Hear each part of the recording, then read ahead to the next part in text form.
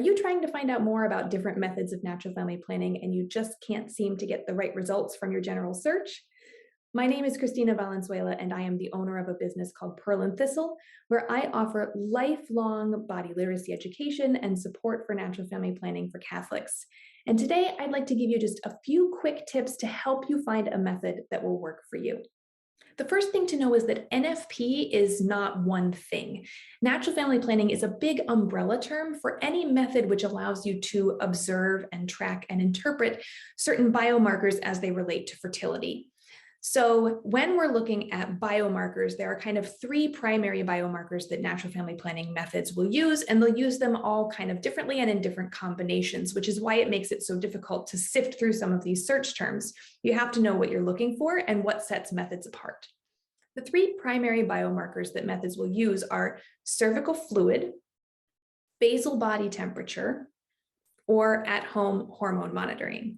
There are a couple of other things that you could look at with natural family planning, but those are the three kind of big ones that methods typically take into account. Cervical fluid is going to require consistent observations on the part of the woman throughout the day to track and see what her cervical fluid is doing. Temperature is going to be done one of two ways, usually first thing in the morning at a consistent base time. So you have to have reliable sleep and you have to have a time when you can wake up and you can take your temperature either orally or vaginally, or you'll have a wearable device like a temp drop, which is going to require that you wear it consistently throughout the cycle. At-home hormone monitoring is going to be done basically with urine tests, and those tests can be conducted for a shorter window in the cycle. They typically don't need to be used for an entire cycle. So what are the different ways that methods can kind of combine these signs and what makes them different? There are a few sort of overarching categories of methods. The first category of method is what's called an ovulation method or a symptom method or a mucus-only method, because it's really only going to take cervical fluid into account for its calculations. Cervical fluid is also sometimes referred to as cervical mucus. So typical ovulation methods are going to be the Billings ovulation method, the Creighton model, Family of the Americas, FEM, if you're using their fluid-only approach, or the 2-day method. Methods could also utilize cervical fluid in combination with temperatures. Those would be called symptothermal methods. And the main kind of representative methods there would be couple-to-couple league, SymptoPro, Sensaplan, NFP International. And then we have what could be called the hormonal methods, meaning they may use a number of different indicators, but they always have hormone monitoring as kind of the key distinctive feature.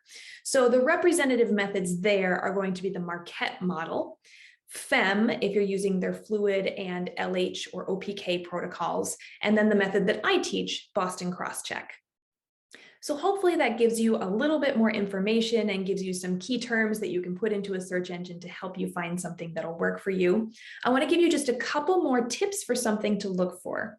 And the first thing I want to say is I really do believe that it's beautiful that we have so many different options of natural family planning, because it means that we have a variety of things to offer you in various situations. So I don't believe that there is any one method that is better than all of the others. What's going to make a method successful is how it works in your life and if it fits your needs and your lifestyle. So here's a couple more things to keep in mind.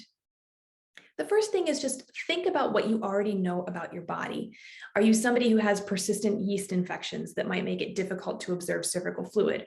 Are you somebody who has really irregular cycles? Maybe you have PCOS complications and you already know at the outset that you really want to work with somebody who is well-versed in kind of PCOS protocols. These are the sorts of things that you would want to ask an instructor if you're going to kind of reach out and inquire about their services.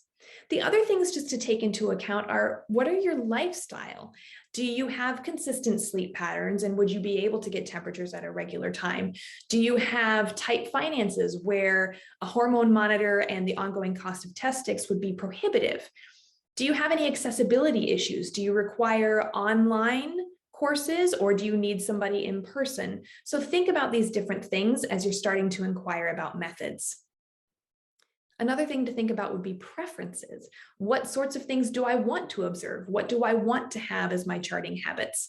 Do I want flexibility in my method, or do I want something that's really heavily standardized? If you want something that's standardized, for example, just thinking about ovulation methods, Creighton is going to be much more standardized than Billings. And so you can think about your preferences and what you're looking for in a method. And sometimes you don't really know what you want. Sometimes you need to just talk to a few instructors and get a feel for what's really going to work. As a natural family planning instructor, as I said, I do believe that there are some methods that work better for some people than others, but ultimately, sometimes your success with a method really boils down to, do I get along well with my instructor? Can I communicate easily and comfortably with my instructor? That is going to make a big difference. So as you're reaching out to instructors, as you're inquiring about different methods, here are a few questions that you could ask.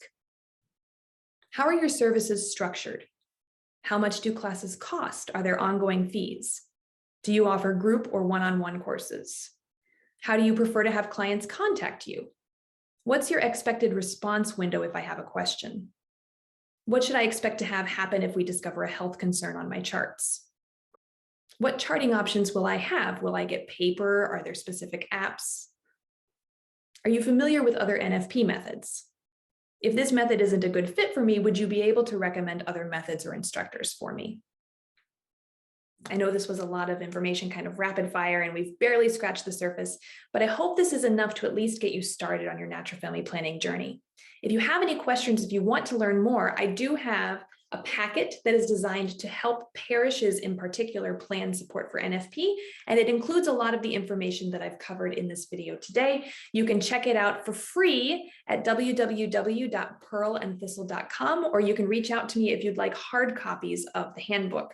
You can also find me on Instagram and Facebook at Pearl and Thistle. Thank you so much. It's an honor to be with you on this journey of body literacy.